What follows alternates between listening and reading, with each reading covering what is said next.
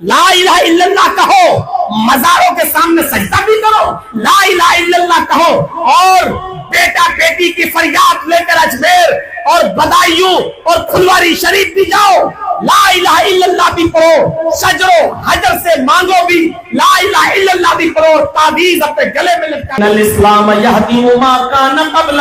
اسلام لاؤ جیسی کلمہ پڑھو کہ سارے کے سارے گناہ تمہارے مٹ جائیں گے، اور پوری زندگی کفر کرتا رہا،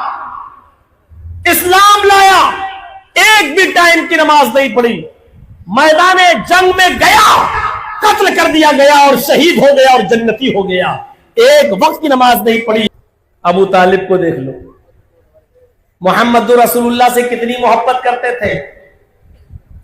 کہتے تھے میرے بھتیجے پر کوئی آنکھ اٹھا کر بھی تو دیکھ لے، بہت مدد کی نبی کی۔ کافروں نے آ کر ابو طالب سے کہا کہ ابو طالب آپ کا بھتیجا